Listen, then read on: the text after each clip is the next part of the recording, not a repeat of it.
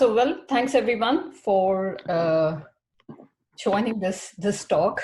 I could. It was tough convincing myself to come and give a talk over here, but I did convince myself. Okay, so what we are going to talk about is this. Okay, there's something that's happening. Is there a chat window or something that you are sending me? No, okay. Okay. So so today's talk is on recomputing on provenance graphs in constrained environments. So it's sort of combining here. I'll be combining sort of multiple concepts, which is one is constrained environment, and the other is provenance and recomputation on provenance.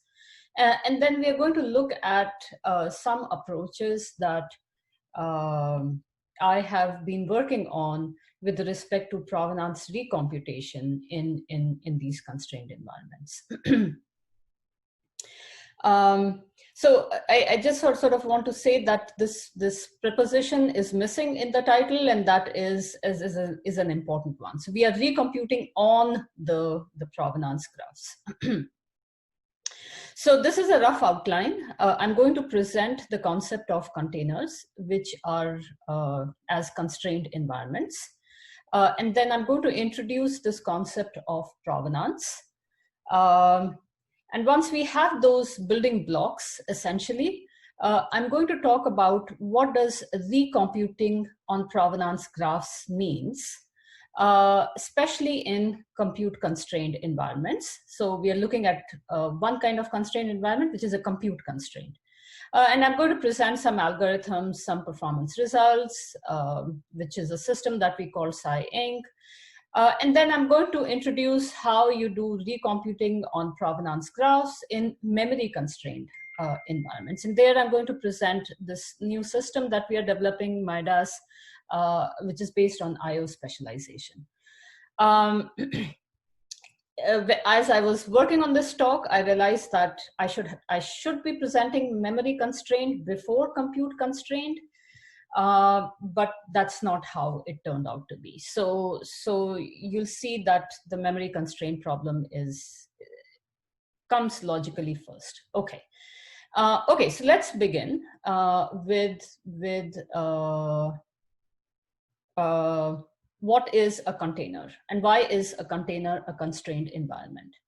So a container is an isolated computing environment. There are several examples in software development, I would say, Linux containers, Docker, Singularity. If you are in DevOps or in software development, you would find heavy use of containers. And if you type on Google, you'll get multiple articles on containers. And the sort of the key thing is that it's an isolated computing environment. I'm going to get more into what isolation means. But the impact of that isolation is that it makes your application portable. That means you can take your application, run it on Ubuntu, you can run it on Arch Linux, you can run it on, well, you can run it on Windows, but I'll sort of get to that, whether, how much you can run on Windows.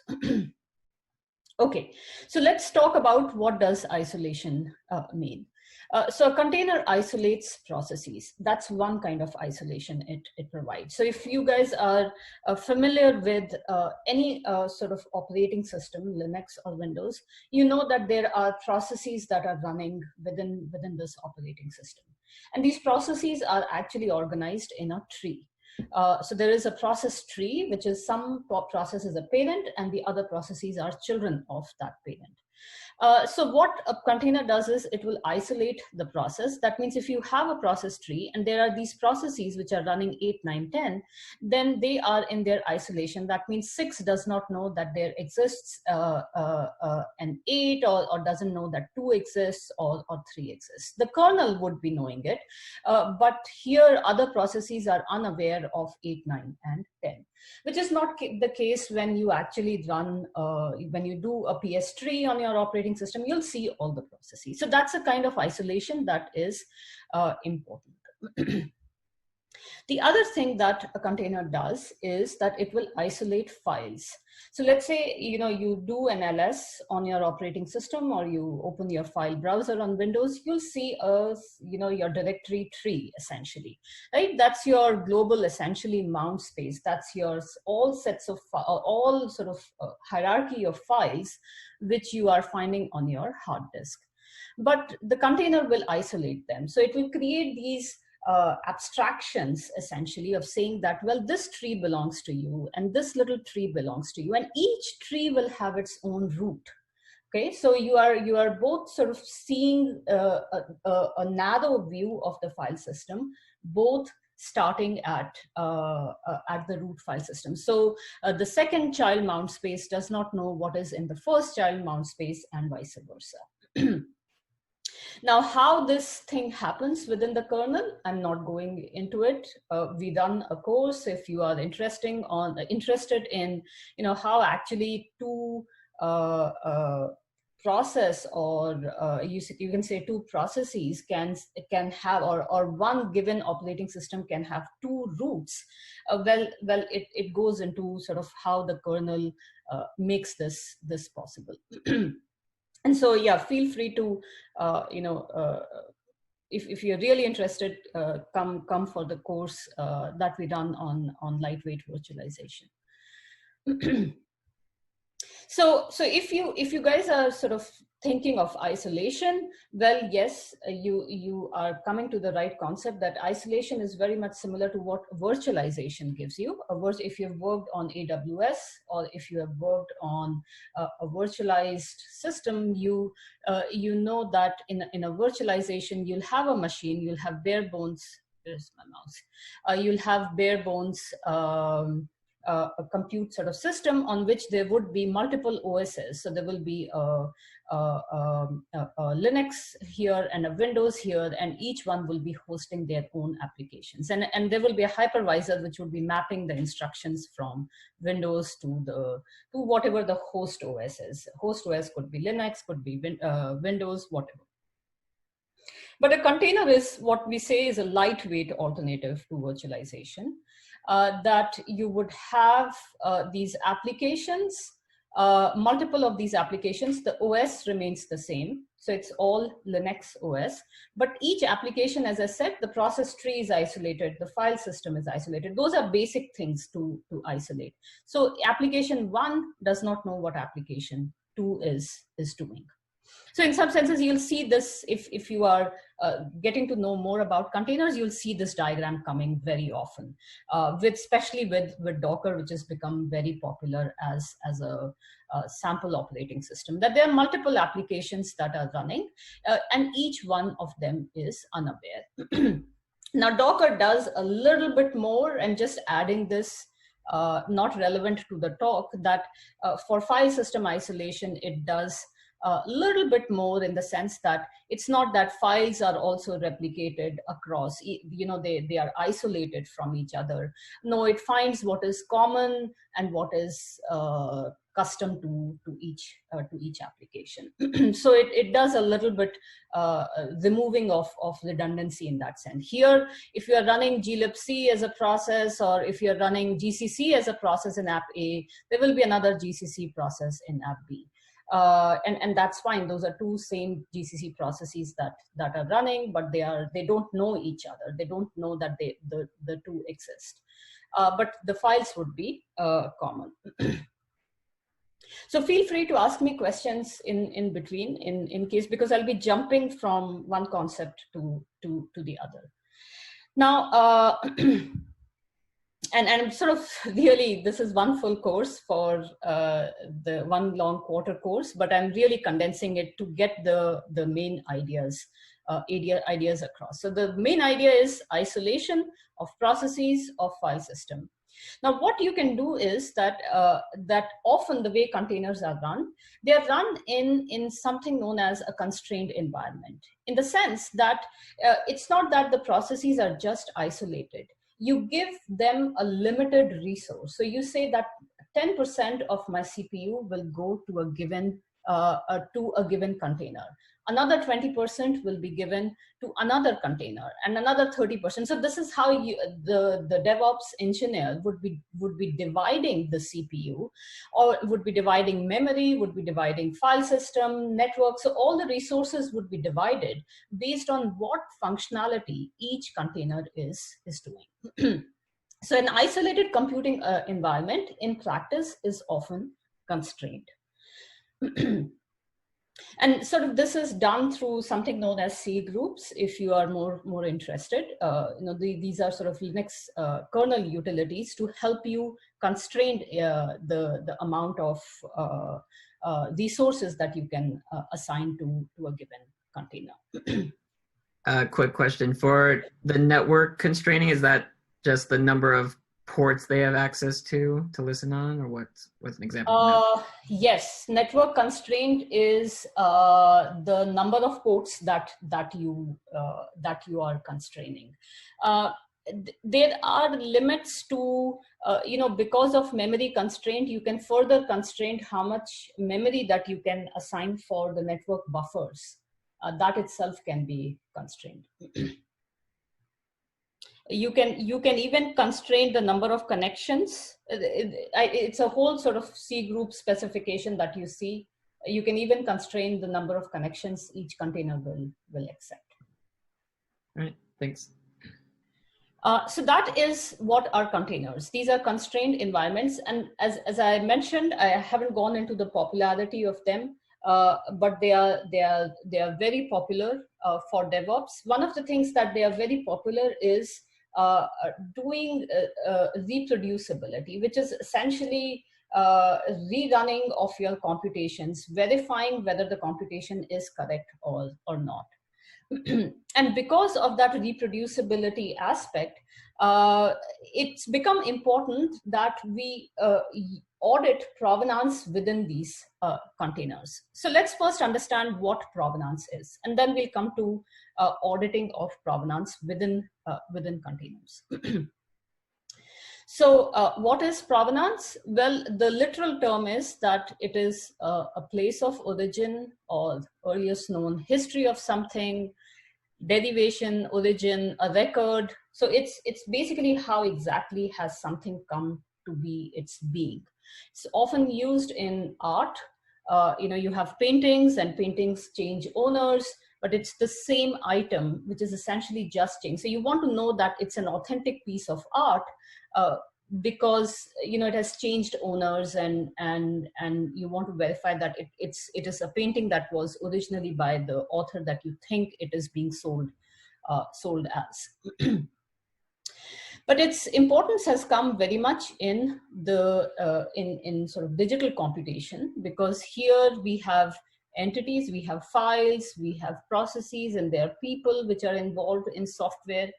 And so provenance, as the worldwide web consortium defines it, is information about entities, activities, and people involved in producing a piece of data or thing, which can be used to form assessments about its quality, reliability, or trustworthiness. So we want to assess whether a file that you got onto your system, how did it come into being? Maybe it was derived from processes in your thing. Maybe you downloaded it from the web. Then how exactly did it come over there? Was it transformed? Was it exactly the way the original source published it? So those issues are important. That's how digital provenance is defined. So there are heavy uses of digital provenance. I mean, given our skepticism on climate change, it's very important. There are lots of claims that are made with respect to climate change, and scientists want to know that what is the provenance of a given claim? How does it come to being? So the fourth National Climate Assessment, which is a very important report, with respect to where exactly do we stand on climate change. It's the data products for that, and everything, the simulations, everything is part of what is known as the Global Change Information System. And that system uses provenance semantics to represent all the relationships, so that people can actually go back to the raw data to determine that a given computation is exactly producing the kind of prediction that is being mentioned in the assessment. So that's one use of provenance. It's also used a lot in sort of determining the threats in a given system. So here, these are threats that are being visualized in IBM's Tau browser. So they are sort of looking at all the I would say connections that a system is doing, and trying to understand whether these connections are secure connections or they are non-secure. I haven't sort of gone into the details of it, but this is how they represent, and they use provenance to do subgraph matching to determine, is this an existing pattern which we have seen before, or is it an unusual pattern which we haven't seen before, and based on that they mark the threat level of an activity in a system. So let's understand provenance a little bit more. So provenance these days is collected in a large number of systems. One can do manual curation. As I said, in digital art, it has been manually curated. It's done at an application level. It's done in workflow systems. These are systems which are taking one sort of application and then the next application, and so they sort of want to keep a record of how exactly did the application compute. It's done at operating system level. This is within your Linux system or Windows system, primarily for threat detection. And it's done in distributed systems, like in sort of on grid or in-grid computing, or if you look at systems which are developed for HPC, you would see that there is provenance collection just to determine how exactly did a given application compute. But in all of these, so in all of these, the primary objective is to be able to reliably determine the lineage of a piece of data. Finally, what would happen is you will collect all this provenance. There would be a file which a user would see, like a file which is maybe the error log, and you would have some questions on that file. And so then you would want to trace back, hey, exactly how did this file come into being? So there are two sort of properties that are important when one is doing provenance collection. First of all, the provenance must be authentic. That means you have identified the source and you are determining all the operations and the inputs necessary for deconstructing that file, the output file. And then the provenance must be complete. That means you have not only looked at the source, but you have looked at all the sources that could have probably could have probably influenced the result of the file, and that is not easy. How to determine that all the inputs are there, that you have actually stored all the inputs. And it keeps getting more and more difficult to determine authentic and complete provenance as we go down the stack. If you're doing manual curation, maybe you can figure that out, because you know exactly, if you are some kind of a museum manager, then you know how exactly are things being exchanged. But when you come at the operating system level, it gets challenging. And let me sort of go a little bit deeper into that. So what we are, at least in our case, we are interested in this operating system provenance. So the idea in this is that we have a file. So the abstraction at which we are looking at the way in which items are getting exchanged between, or sort of there is a handoff between a given input data set, we want to determine that how exactly is it transforming. So there might be a process. So you may have done a copy command, for instance. You have file 1, and copy actually reads file 1 and writes out another file which you have mentioned. So we want to track exactly that file 1 was open, file 2 was open, and file 3 was read. So the way this operating system provenance is collected is by program interception. So you observe the program. There's a monitor, and the one monitor is observing the program. And for every system call that the program makes, which is essentially a call to the operating system to say that, well, hey, open the file for me, or write the file for me, all those calls are intercepted, and you write out those calls. So given, just to give you an example, given a time, we have a time axis over here.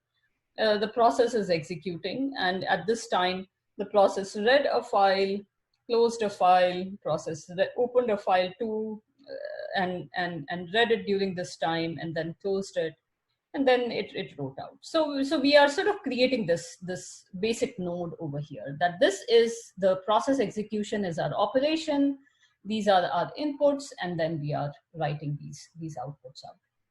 Now you can construct this graph for every operation that is taking place within your system. So for instance, over here, we are having a bash cell, which has opened a specialized FTP program. You're looking at, hey, it created a socket, it started a shell program, started another daemon, which is starting another socket, and this VI is reading. So you are creating these graphs for every process and file action. Even network connections are files. So for every process, file, and network connection. Now, the deeper you go down the stack, the overhead of collecting this provenance. So you can understand that every system call, every action, every mention of the operating system doing something on behalf of a file by a process is being intercepted, is being looked by the monitor. What exactly? I have to log an entry. Just because of this, provenance has an overhead. So if you look at the provenance overhead, this is on a given file, a single process of input size, and it is periodically reading. The process it's a continuous running process, and I am just reading the file you know, the size of the file is increasing, and I'm reading after every 10 bytes. The file is being read for you know, by skipping 10 bytes and then reading another 10 bytes, skipping 10 bytes, and then. So we have an overhead. We have a significant overhead in terms of running time. Not only is there a significant running time overhead, especially if you are intercepting the system calls, and these system calls are file system calls, which are open, close, read, write, dupe, lseek, all those are being intercepted. So we looked at the provenance overhead on real workloads, not work F-loads. For simple programs, Linux compile, blast, and there is, you know, there was sort of set of programs which is on provenance challenge. And as you can see that, you know, the original data was about for each one of these, P1, P2, and P3.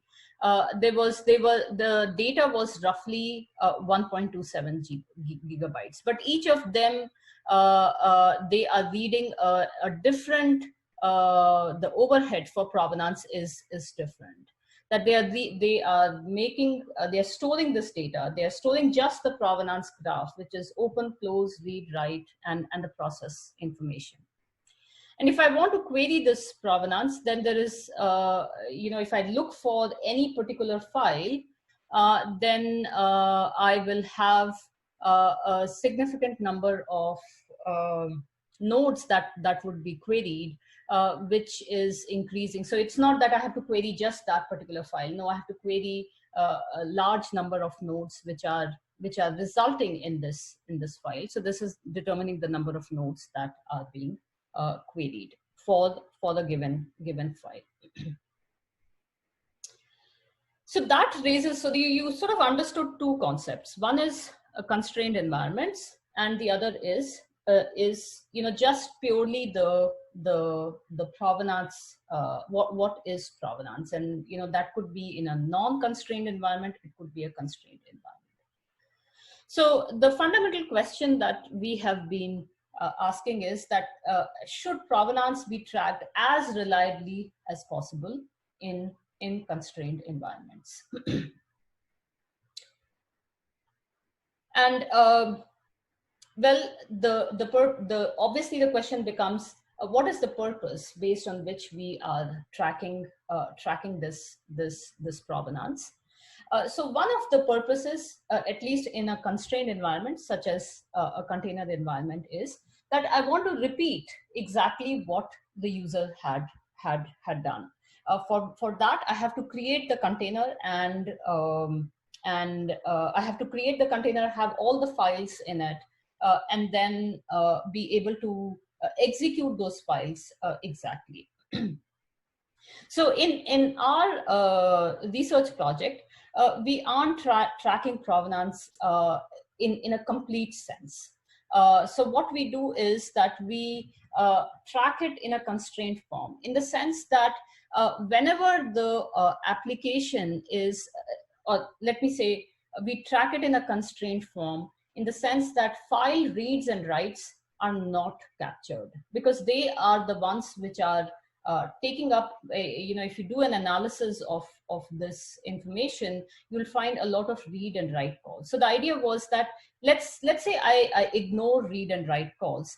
Can I still consider whatever provenance I have, which is just based on opens and closes and else seeks, can I actually reliably compute on that limited amount of provenance? So we have this system which is a SI unit. It's called as a SI unit, and the idea is precisely this: that you are looking at an application. You have the monitor, which is termed as AVE over here, and the monitor is looking at each system call, but it only filters the system calls which are opens and closes, and simple ones like change directory, or things which do not have a heavy impact with respect to computing or to storing the provenance. And not only that, it also copies the files, which are the specific files within the package. And then what the idea is that when this package is shared from Alice to Bob on a different computer, when the application will actually access those system calls, will run this, the application will be, you'll run the application again. And when you run the application again, well, you'll see the same system calls. Then the same monitor would redirect those system calls into the package. Okay, so you'll find the same files over there, and all you have to do is open the file. And again, there is no guarantee in the sense that the reads and write calls would be the same, but well, this is we can at least re-execute, or we can recompute the one kind of outputs. So there's no guarantee, just to be clear, there's no guarantee because of concurrent processing. So it might be that the order in which the processes are working is different, and so on. And so based on these just open and close calls, we are computing this provenance graph, which is sort of determining all the dependencies, determining the input files and output files. We are also storing the files along with it. So the idea is that, well, you have this monitor, which is determining the processes and the files in terms of system calls, and only 3 calls are audited. The system call for opening a file. you could be opening a file for read, write, anything. You could be closing a file.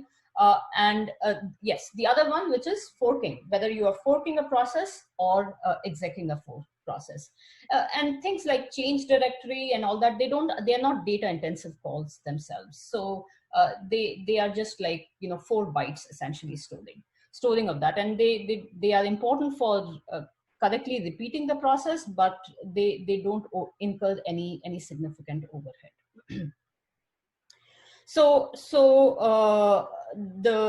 limited number of calls are done in constrained environments, so that the application performance is not affected. Okay, so that is essentially how we are computing provenance in a constrained environment. And now I'm going to talk about recomputing. So what exactly is recomputing? So the question is, the earlier question I asked is, can provenance be reliably computed? So you understood how exactly is provenance computed. But the question that we are asking is that provenance computation sufficient? And something that I'm going to present is that is not sufficient. You need something extra to be able to compute that provenance if you are in a compute constrained environment, in the sense that you're not computing every system call.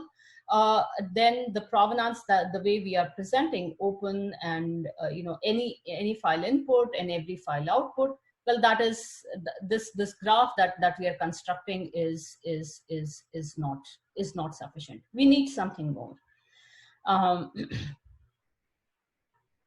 Okay, so let's describe why we need something more.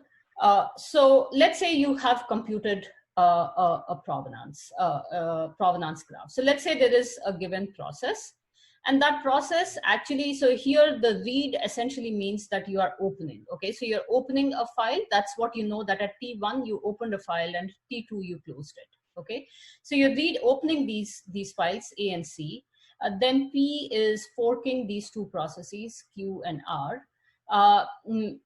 Sorry, I should talk about the timestamp. So P is at T1 opening file A, and then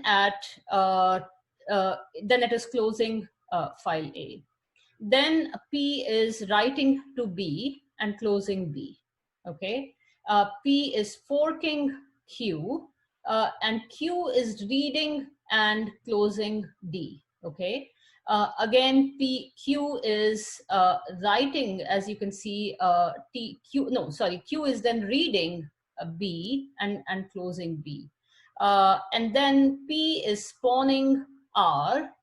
And R is again writing to B. So B is some kind of a log file, and you can think of P as a server. P is spawning these queries, or you can say any sort of spawn process which is writing to this log or is reading the log. So Q is reading the log and B is writing to the log. And finally, P reads some file, which is C. Now, let's say I have audited this provenance, and I want to say that, well, is this provenance reliable, in the sense that will it actually produce the file B exactly as I, given these contents of A, C, D, and the process P, can I actually reliably produce B? So what I can do is I can take, and hopefully these files are in a container, I can take these files A, C, P, and D and rerun that computation again. And hopefully if B and B match, then and my provenance graphs match, I can say that I have exactly recomputed on my provenance graph. So this provenance recomputation is this is what we call exact provenance recomputation, and here provenance is sufficient for just if I am only auditing provenance on open and close system calls. It's sufficient provenance. I should be able to, once B is generated, I can determine whether B is same or not, or whether B is exactly the same. If it is exactly the same, I can say, well, it has repeat, the repetition is correct. But oftentimes you are not just doing recomputation exactly. You want to run the whole thing with some changed inputs. So you may say that, well, it's not A this time, it's A prime, or C may change. Any of these inputs may change. And then you want to determine whether B is same or not. Now, in that case, if we try to change the inputs, then we have to be able to recompute this graph. Like we can change. Sorry, I have to go back. Okay. Right. So I was over here. That we can change an input and actually recompute the whole thing. But again, let's say only A prime has changed or only B prime has changed. We are in a constrained environment, so we don't want to use all the resources for recomputation because because part of the graph might have remained same. So we don't want to recompute those parts. We only want to recompute parts which are which have changed. So in that case, we'll have to look into this provenance graph, which part of the provenance graph has changed and which part has not changed. So if you look at the time evolution of these processes, as you can see, P was resident for a long time. It was from time 1 till time 14 for all the things. So if you change anything with respect to A, or anything with respect to P, C or D, anything with respect to A and C, it will affect P. And Q is reading D and is resident for a small amount of time, and R is even resident for even shorter. And as I said, that you see that this A and C are affecting P, but D is something which is not affecting P directly. And B is as you can see, is a file which is being read at these times when it is being affected by all the processes. So B has mapping in B has mapping in Q, as well as R. So if I change A, then let's say, because A is at the very beginning, if I change A, everything would need to be recomputed. But if I change C or if I change D, then hopefully something can be reused, because as you can see, C is at the fag end of the process. So if I change C, maybe a part of this doesn't need to be recomputed. And D, as we can see, is not being affected by P. It is only an input to Q. So I can save a little bit with respect to D. So if I change D, for instance, over here, we can see that I can recompute. Can I recompute using this provenance graph? Well, if I change D to D prime, then I'll say, well, D prime is input by Q, and Q, well, would it generate B? Not exactly. We'll have to if we say the look at the version of B which R had actually read, that version of R is a later version. So whatever Q is going to generate should be something else than what R is reading. So I would have to version the file over here in case I'm going to just recompute what the change in D is going to influence. So the change in D only affects Q, and Q reads a version of B before timestamp T11. So the idea is to create this version. So it's not sufficient to just have provenance. You also need a version of B which was read by Q at timestamp T11.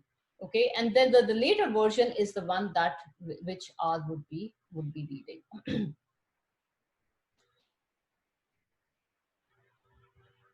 Similarly, if you are changing C to C prime, if you change C only and you start running, then, well, the entire process P would be done, A would be done, and so on. But if you want to save on the recomputation time, you can change C to C prime and create a version of P prime, which was the version of P at the time of opening, or at the time you opened C. So if you have that specific version of P, then you can just recompute this part. So the changes in C prime only affect to P after time step T13, and you can partially recompute on P. So we need a version of P2 at time T13 and then recompute with P2 with C prime.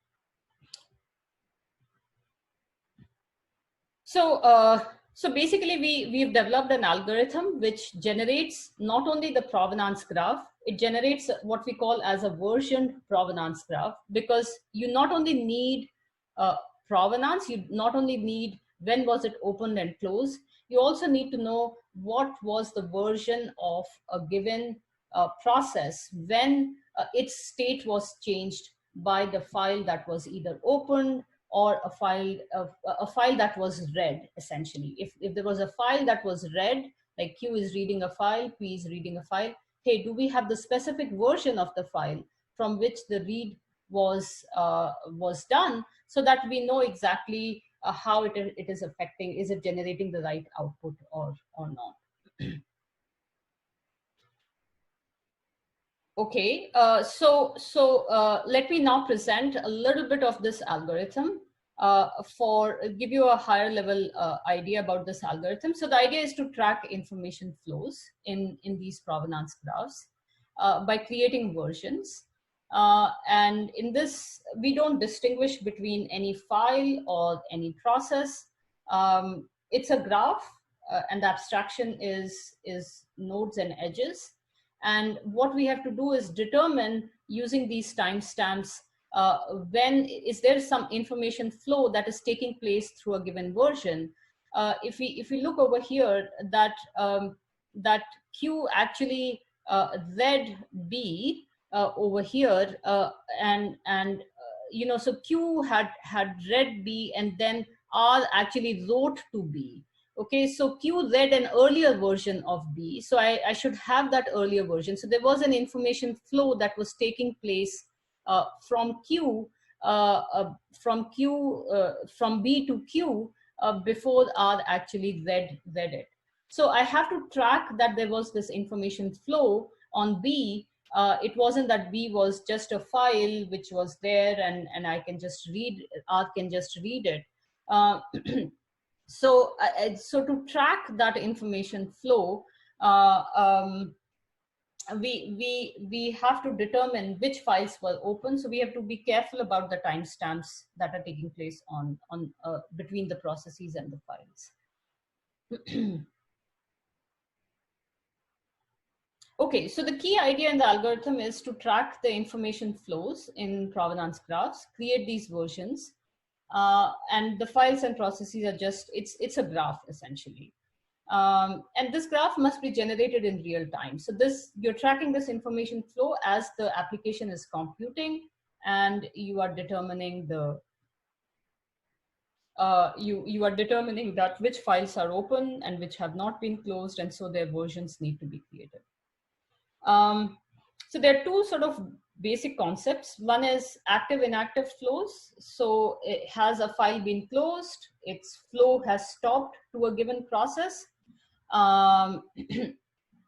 So if a flow is continuing between a process and a file, that is what we call as an active edge. If the file has been closed by the process, it's an inactive edge. So the notation is that, the blue ones are files, the green ones are processes. I think I should have mentioned that before over here, that the green ones are processes and the blue ones are files. The edge over here is that P is opening A for reading. And here P is opening A for writing. So the edge, the flow, it's it's, P has read A. So the notation of the edges is in reverse direction of the information flow. So P has opened A for reading, and here P has written to A for writing. So essentially here it is saying A is generated by P, A is used by P. So that is how the flow essentially goes in these graphs. And here we are saying P is R is activated by P, which essentially says that P forks R or P execs R. So we mark active edges. These are ones from which the start time is known, but whose end time is still undefined. So you've opened a file, but you've not closed it. And there are inactive edges in which both start time, the open and the close is known. So then there is this, so think of a large graph in which there are these open close events, and you are knowing the active inactive flows. Now you would be so there is this concept of marking the nodes, and the idea is to that when you remember that you are generating this provenance graph in real time. So when you're putting a new node, you'll have to track its information flow. That means you'll have to go back on this graph to check that, okay, what all are the files which are in the path of the new node that I'm adding, and create versions for all of them. Here we have just created one version of B, but it could be that B over here is a big graph over here, and there are lots of active flows that are happening on B. And if they are happening, well, I need to version all of them, determine how exactly are they being used. So there is this concept of marking the nodes, and the idea is that if there have been all inactive edges, let's say P has large number of inputs, and all of them are inactive, then I'll be going in my search path, I'll be going to all of the nodes over here to determine which one of them is active or which one is inactive. So instead of going in the search, looking at all the nodes, which ones of them are inactive or active, we mark a node that nothing beyond this needs to be checked for. So it's a little optimization just to reduce the search space. So if the node is marked, then it's essentially saying all the edges are inactive over here. But if it is unmarked, then you can continue the search. There is some path that means over there which you need to go and search for.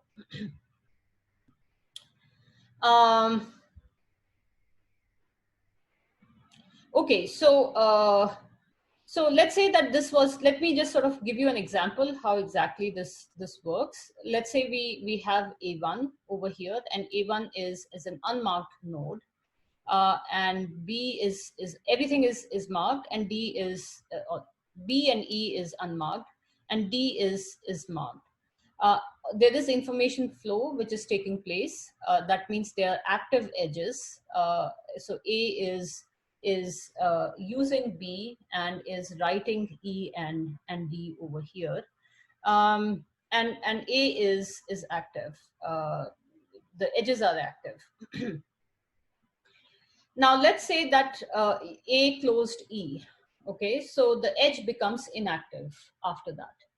So here now you would say that, well, this was an act. So E at this point was being influenced by B. Whatever was read, E was influenced by B. So you would mark this. That means A actually became, A was actually, or should I say that E was to exactly put it, that E was actually influenced by something that A did before. So you are marking that node, which is A1. Now, if there is something that happens further on A, so the state of A changes, you would actually create a new version for A, because this is the sort of state of A which was there for E when E was being read. Now E's state has been frozen, so I cannot assume the same state of A. A's state itself has changed. And so anything new that happens, then I would actually be versioning. So for instance, if I take this graph and now actually, there is D, as I said, is active. Now D becomes inactive. Then you have closed D also. Then there is a new version of A that we'll be creating, and that would be an unmount version. So this is a state of the process at a given timestamp, and this is a new state of the process at the new timestamp. So if C gets changed after this, I can just do a recomputation on this part of the graph. So if the new connection A1C is generated, that means I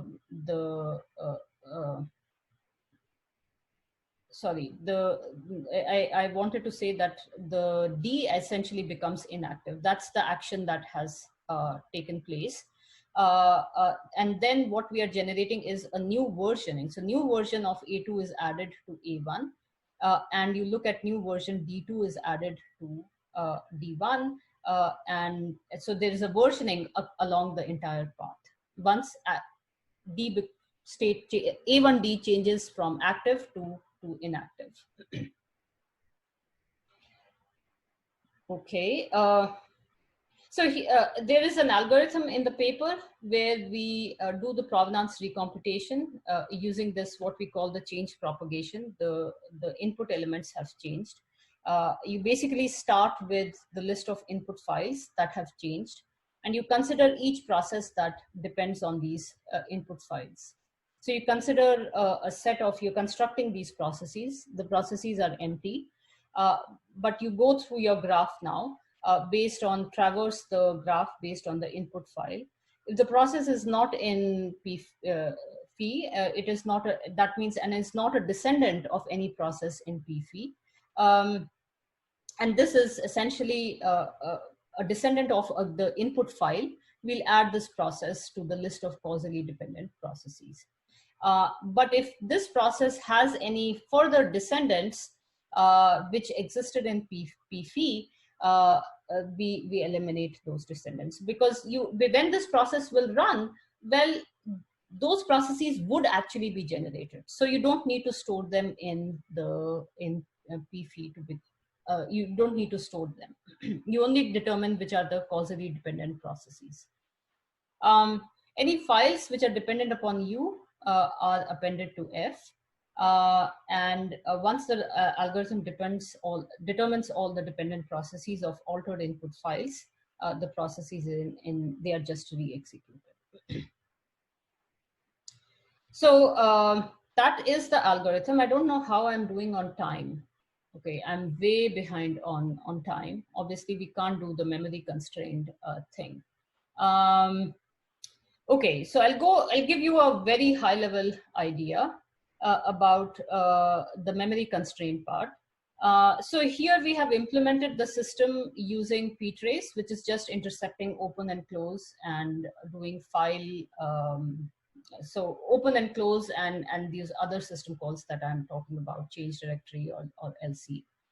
And the idea is to create the version of file and process in runtime. So to create these versions, we use what is known as we use a process checkpoint and restore system. This is checkpoint and restore in user space, crew.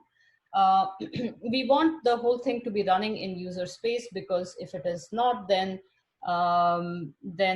we can't sort of guarantee what we say is repeatability or reproducibility of the application. And for file versioning, well, what we use is content-based deduplication. I'm not going into the details, but essentially the deduplication system, which is inbuilt, gives us, determines for us that there is a new file version that has taken, which is not, the content of the file has changed. So there is no reliance on external versioning systems such as Git and so on. So we have 3 use cases over here.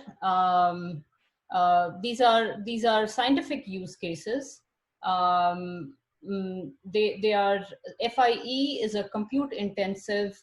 So it's a Chicago food inspections evaluation, which City of Chicago had given us. They are determining which restaurants are not passing their food inspection. So it's a predictor, essentially a random forest predictor, which reads a lot of files from the City of Chicago data portal and outputs whether a given restaurant is violating their codes or not.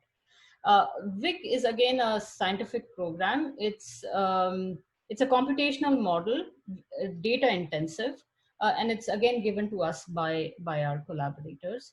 IQE, incremental query execution, is a simple database process in which you want to run queries, but so you essentially have a log, and the log is essentially stored in a database, and there are queries which are coming and reading that log, and you want to determine which of the query has if a query has already read something, if Q1 has read some data and Q2 is reading the same data, well, you already have that data and you don't want to recompute on what Q1 has already done. So you just want to give that incremental part to Q2. We are looking at how these things are, how this is. Let's say we have computed the provenance graph for all these applications. And on all these applications, if we are changing the input, then, well, how much recomputation overhead is taking place when we are recomputing on our provenance graphs, which are just based on open and close, or if we are recomputing them within a Docker environment, or there is this incremental Python program we are looking at within those as well.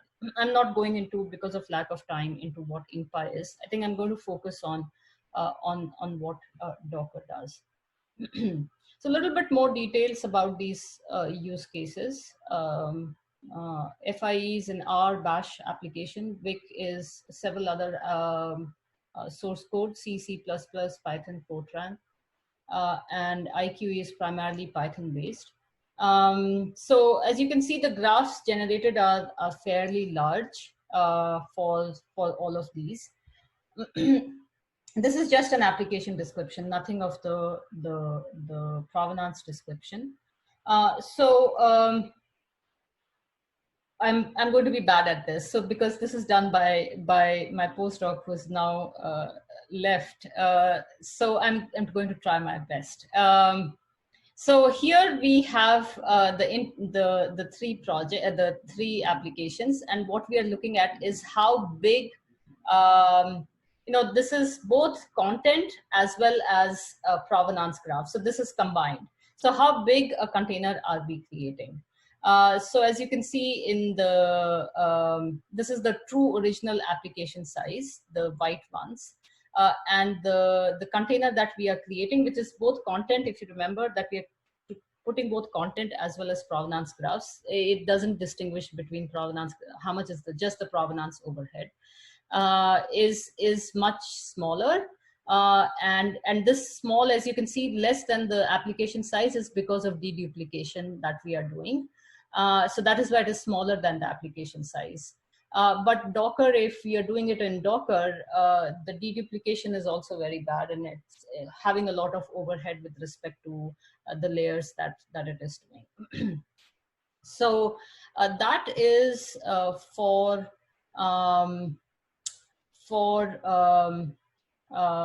just the size of the containers. Now we are using these provenance graphs to do the audit as well as re-execution of so we are rerunning the program exactly, and we are determining that if we use these provenance graphs, then how much time are they going to take. So this is the normal run of the application.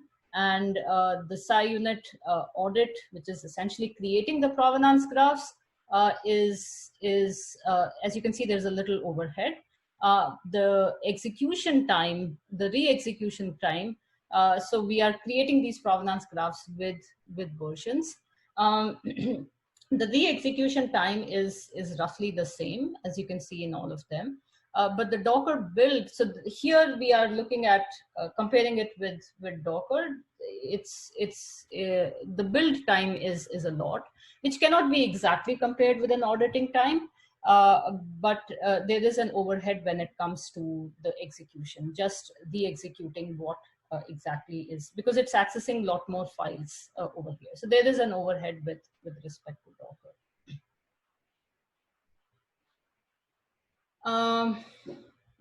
So we look into the algorithm. We look into the performance result for an algorithm, that whether we, here we are tracking the information flow. So every time there is, if I remember correctly, the one is when we reduce the number of versions created by only creating version as dictated by the algorithm that I presented. And then there is another version where we create, whenever a process opens a file. So yeah, exactly. So you may open a file, but internally also there might be files that would be opened.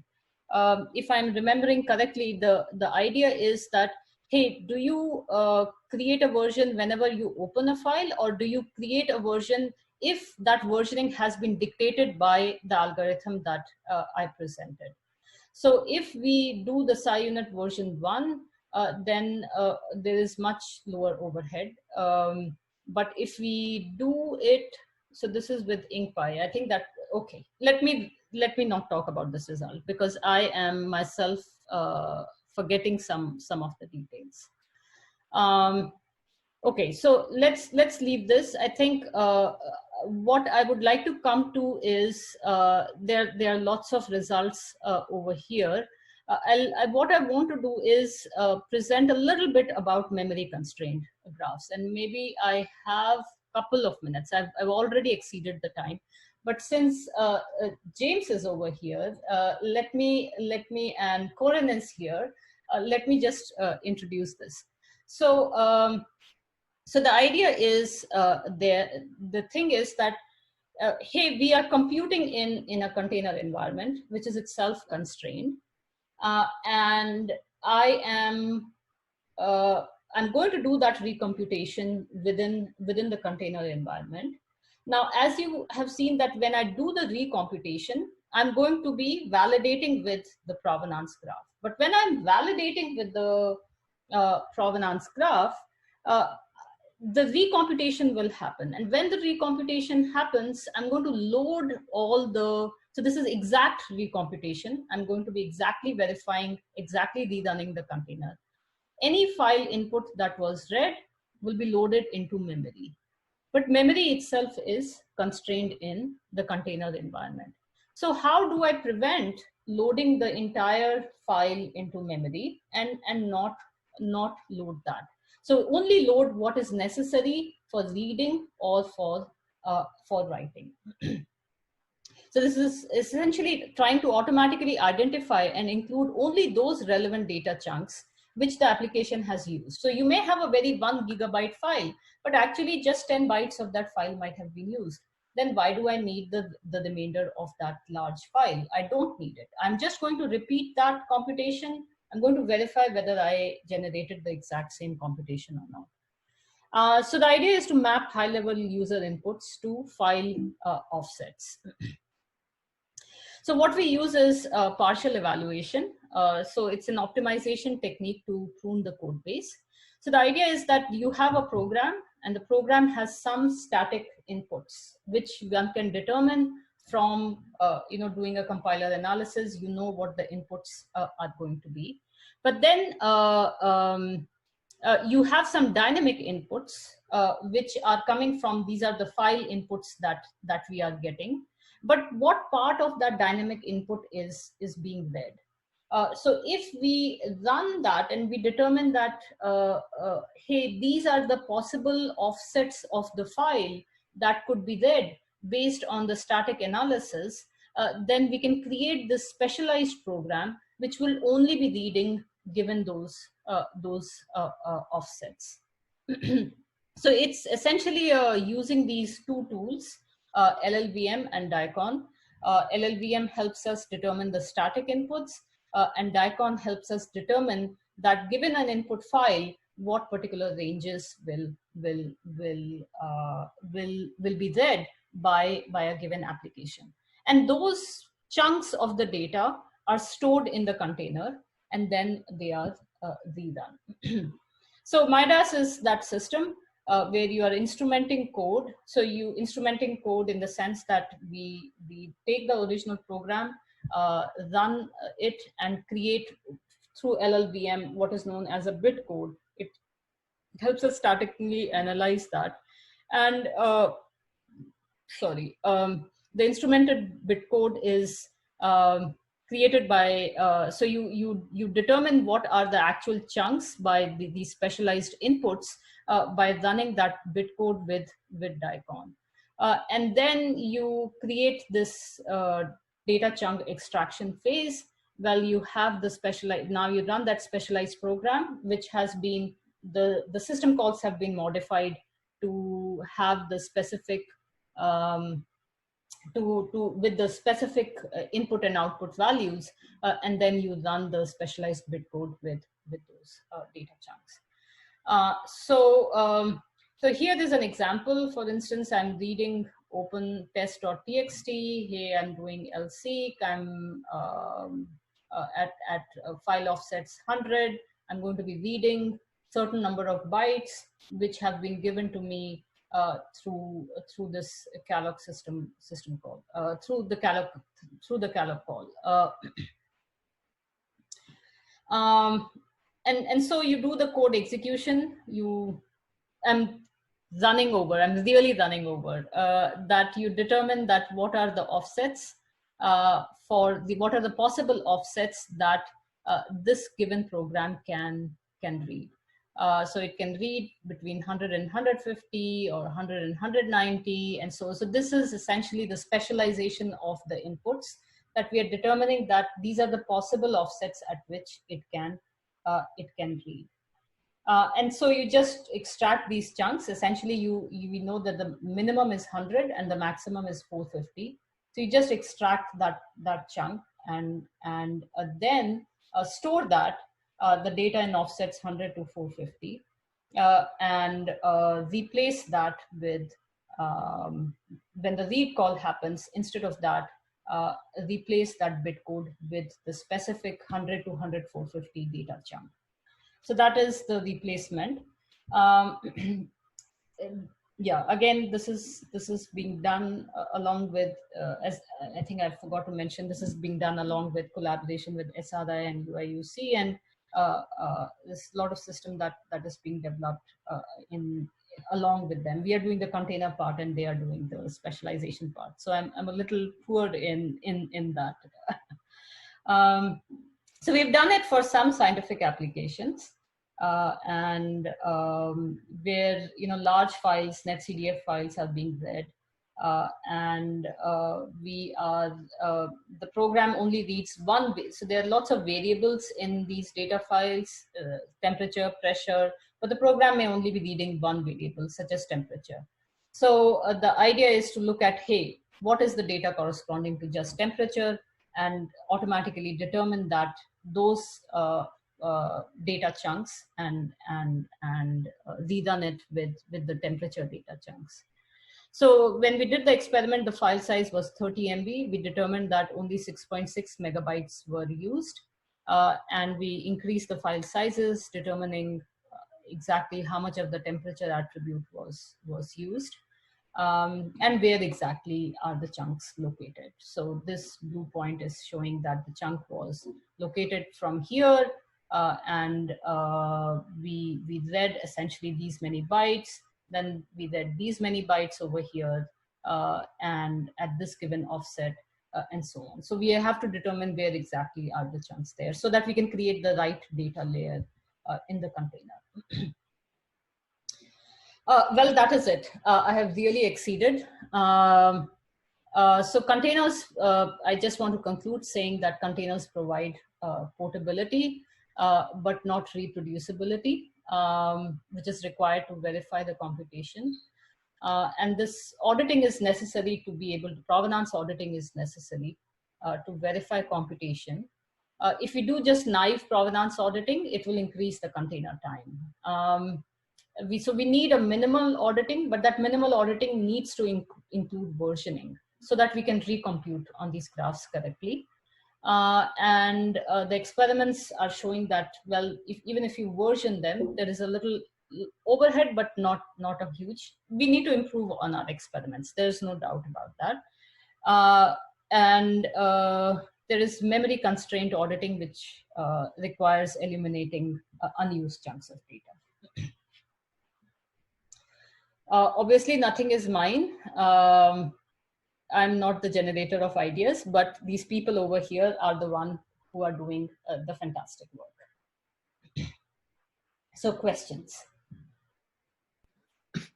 Yeah, I think I have a kind of a fundamental misunderstanding of what verifying computation means. So if I don't trust that the output data was generated correctly, why should I trust the provenance graph that's provided by the same third party? So we aren't looking into the security aspects of, when you say trust, you are also assuming that security is a concern, that I don't trust what is being generated. Primarily, we are looking in sort of a little context that is missing is from a reproducibility angle, which does not take into account security. It assumes that everything is trustworthy, and I just have to verify that I have produced the exact same thing instead of is it securely produced or not. Under what cases would? Okay, that's a good question. Under what cases would that be even relevant? So the most important case is in verifying, let's say you publish a paper and you are claiming that my computation generates this figure. Okay, then if I read on the computation, can I verify that the same figure would be generated?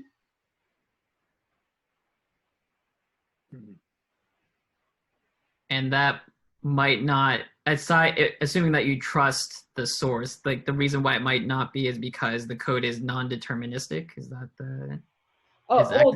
Yes, the code could be non-deterministic. It could be that you have put a different figure in the paper. You are just claiming, and actually the code produces something else. You have fabricated the figure. But if you can fabricate the figure, why is it? I guess it's much harder to fabricate the provenance graph. We are assuming that it's harder to fabricate the provenance graph because a new provenance graph would be generated when an independent reviewer would be repeating it. And then it would be verified against the original provenance graph, which is where the exact recomputation comes into place, and verification can be done.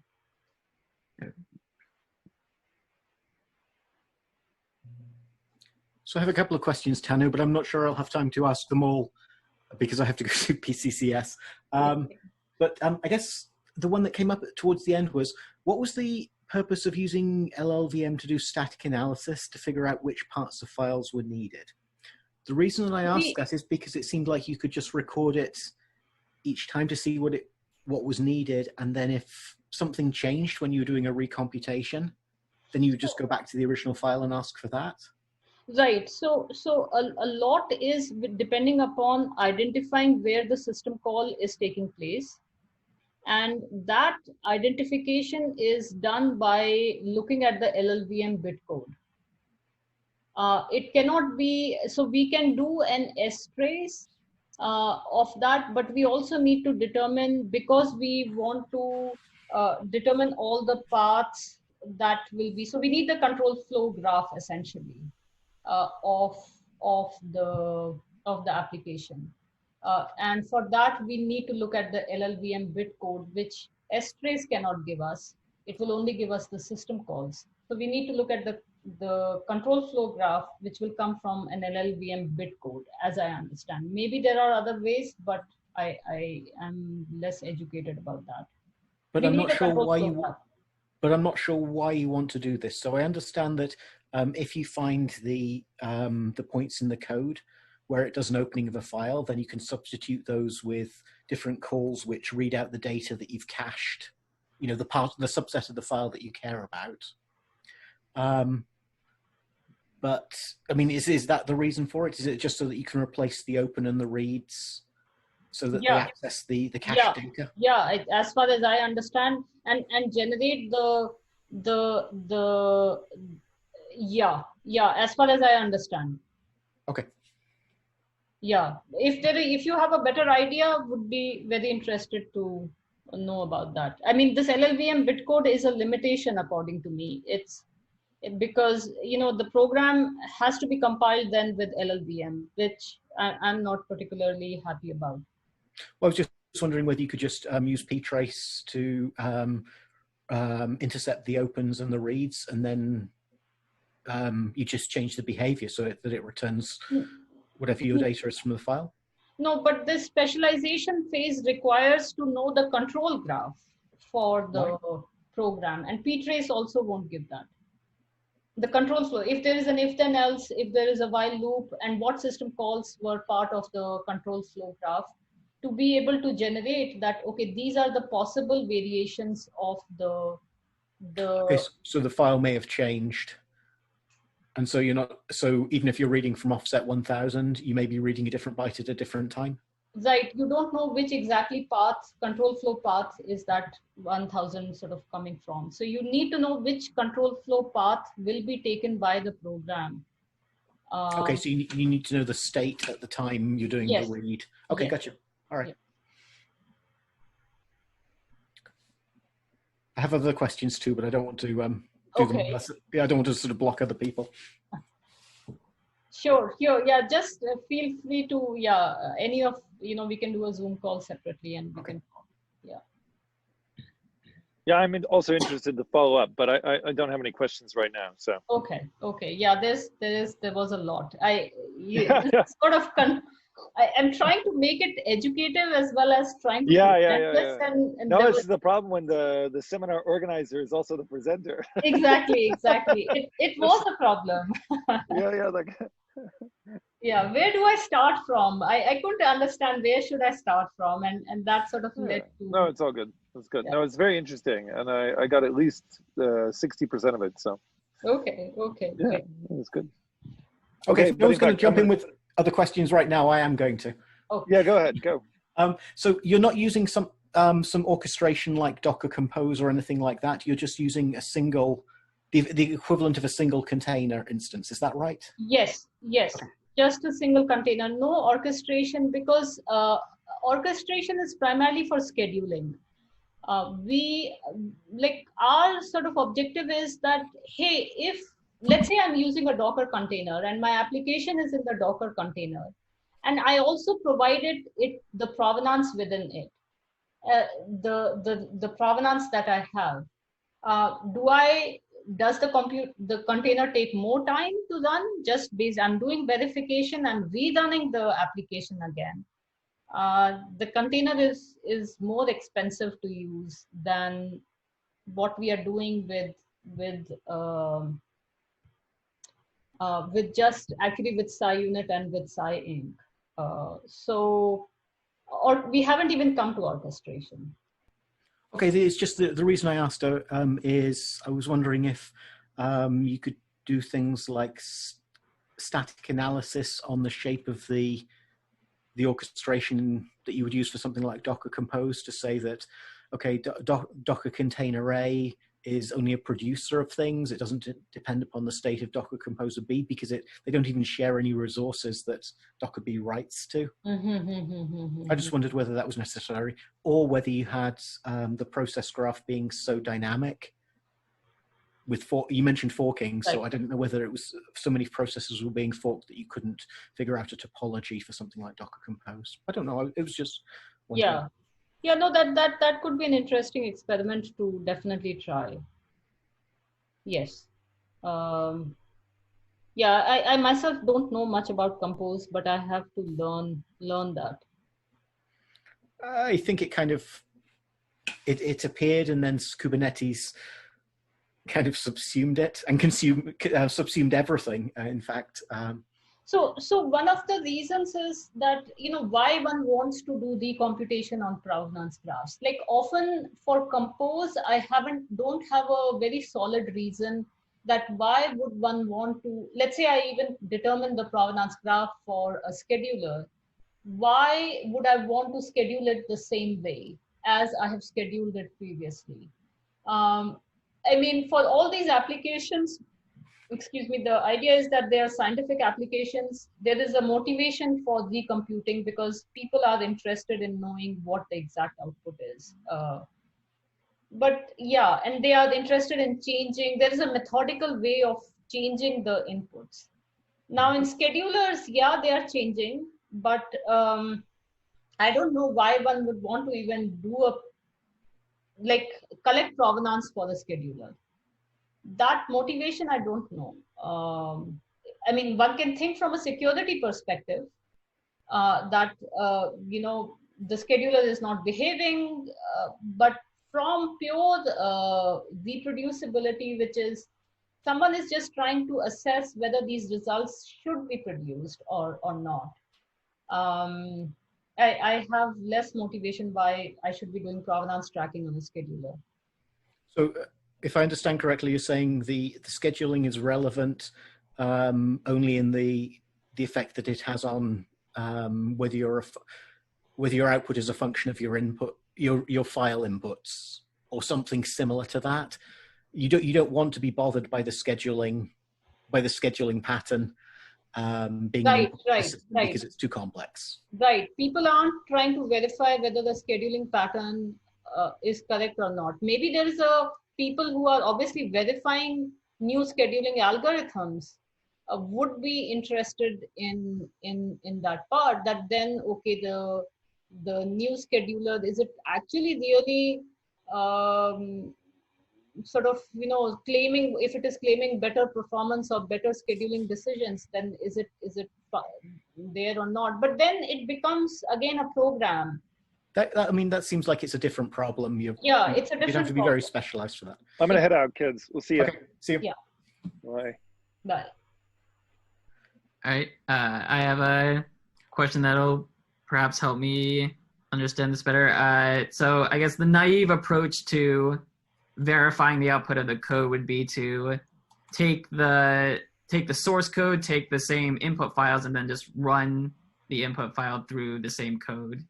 Kind of how does this approach differ from that? Right. So there's, this over here that I'm talking about is that, let me just come back to this part, that you are taking the process, you're taking the exact same inputs over here and rerunning to produce B. Okay. So that is exact recomputation, that I'm exactly doing what was done previously. Mm-hmm.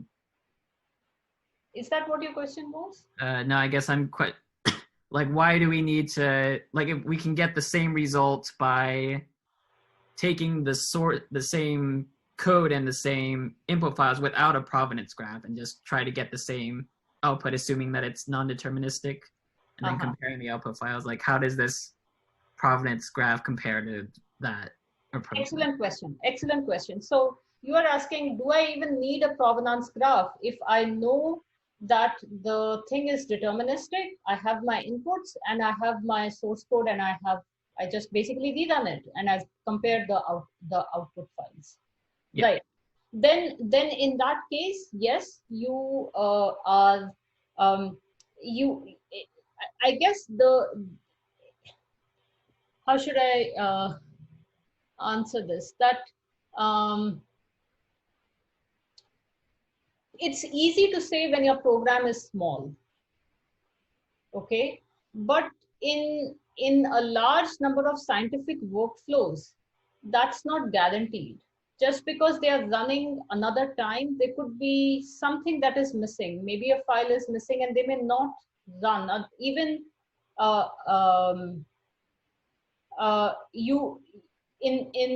in large scientific programs, there is a need to repeat that and verify that the computation was exactly the same or not. Just because the program is very large. I sort of am not saying or it's not that the program is large, the program has many parts. It's not just dependent on your code, it is dependent on somebody else's code, and that is going to produce something which someone else is going to input. And there are these are big graphs themselves, or big several number of steps over here, where it becomes necessary to compare that these graphs are same or not. I see. So it's kind of it's the environment not being portable, essentially, is what the problem is. That may lead to issues, yes. Okay, makes sense.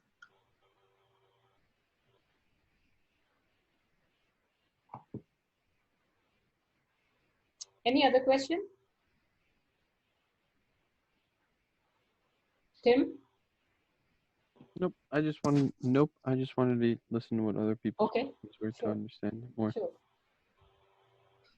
Yeah, I've actually, I'll put it more in my write-up, but I've actually had a similar idea that would be useful for application debugging, because that means you could replay a code path to see what exactly happened and try to find a bug. So it's kind of okay. Yeah, if you're interested, we can talk more about that. All right, cool.